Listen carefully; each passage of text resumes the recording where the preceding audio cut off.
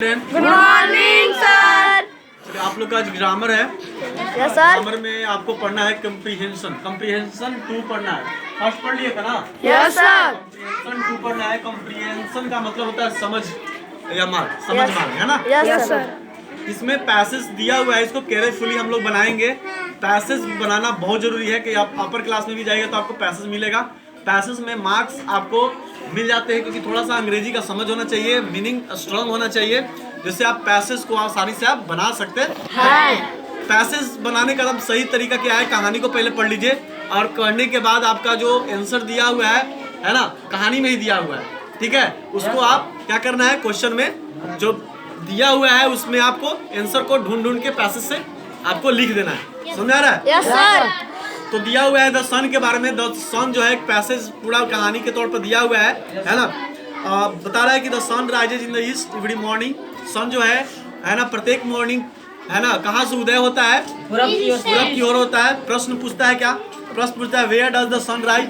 कह रहा है कि सन है ना किधर से राइज करता है, कहाँ से राइज करता है? ईस्ट से। तो पहला क्वेश्चन क्या हो जाएगा? पहला क्वेश्चन का आंसर क्या हो जाएगा? क्या हो जाएगा? The sun rises in the east every morning, है ना? सन जो है प्रत्येक मॉर्निंग, प्रत्येक सुबह कहाँ से उदय होता है? तो है ना, पूरब से होता है। तो आपका सबसे पहले हो गया फर्स्ट का, है ना?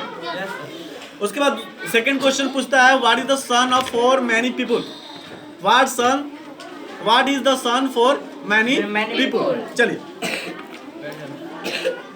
सेकंड क्वेश्चन है, बता रहा है मैनी पीपल है ना क्या करते हैं? सन को पूजा करते हैं। तो many people worship the sun as their the god, यानी भगवान के रूप में सन को क्या करते हैं? पूजा करते हैं। तो सेकंड क्वेश्चन भी आपका बन गया है। बनाना आसान है ना आपको? लग रहा है? Yes sir. ठीक है, बहुत बढ़िया। सीट पर जाइए। सेकंड क्वेश्चन क्या? सेकंड क्वेश्चन हो गया। थर्ड क्वेश्चन क्या आपका? How important is the light of the sun to plant and animal. कह रहा है कि सन का जो लाइट होता है प्लांट और एनिमल के लिए क्यों महत्वपूर्ण है ना? तो इसका क्वेश्चन चलिए हम लोग ढूंढते हैं। Many people worship the sun as their god. They join their hands before the sun after the light the sun. देखिए थर्ड क्वेश्चन यहाँ पर आपका हो गया, सेकंड हो गया। थर्ड वाला क्वेश्चन जो है the light of the sun is as important to plant and animals as to plant cannot grow without the sun. यानी प्लांट जो है बिना सन के लाइट से ग्रो नहीं हो सकता है। तो आपका थर्ड क्वेश्चन क्लियर हो गया। अब चलते हैं हम लोग फोर्थ क्वेश्चन में। फोर्थ क्वेश्चन ढूंढते हैं क्या कह रहा है। फोर्थ क्वेश्चन जो कह रहा है कि in which season is the sun pleasant. कह रहा है कि किस सीजन में जो सन होता है वो प्लीजेंट हो जाता है। प्लीजेंट का मतलब प्लीजेंट का मतलब खुश, आनंद, है ना? सन जो है पूरा खुश हो जाता है, आनंदित हो जाता है। तो चलिए खोजते हैं।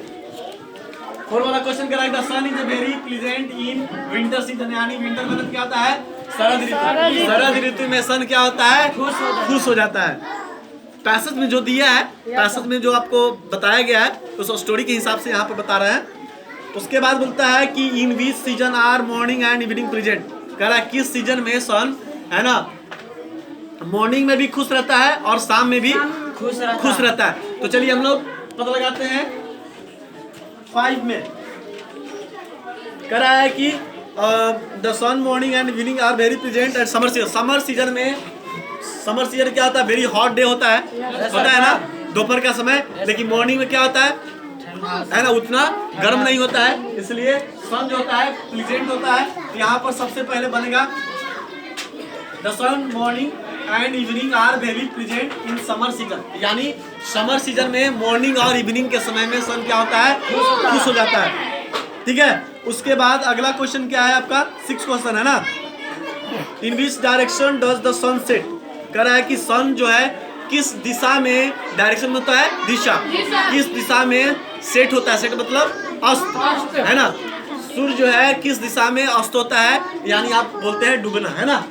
तो चलिए हम लोग जानते हैं क्वेश्चन के पढ़ पे। ऐसे तो पता है कि सन कैसे कहाँ डूबता है, सेट कहाँ होता है। तो कहाँ होता है? वेस्ट में होता है, पश्चिम में होता है। तो आपको यहाँ पर लिखना होगा the sun set in the west, है ना? तो यहाँ पर आपका हो गया 6 question. The sun set in the west, यानी sun set in the west. उसके बाद लास्ट क्वेश्चन है where do birds and animal go when it's become the dark. जब अंधेरा हो जाता है तो एनिमल्स और बर्ड कहाँ चले जाते हैं, है ना। तो यहाँ पर आपका लास्ट क्वेश्चन जो है कह रहा है कि जब डार्क हो जाता है तो the bird and animals also return to their home. यानी आपका ये 7 क्वेश्चन जो है the bird and animals also return to their home, यानी डार्क हो जाने के बाद कहाँ चले जाते हैं, अपने घर वापस लौट जाते हैं। ये आपका पैसेज कंप्लीट हो गया, है ना। इस पैसेज को किसी को अगर समझ में नहीं आता है तो आप जो है एक बार फिर से पूछ सकते हैं, है ना। और ये जो है आपका पैसेज जो है ये YouTube पर डाउनलोड हो गया है ना। और इसको आप लाइक कीजिए, सब्सक्राइब कीजिए, और नहीं आता है तो कमेंट कीजिए, फिर से हम इसको पैसेज 3 के रूप में भी बताएंगे। थैंक्स।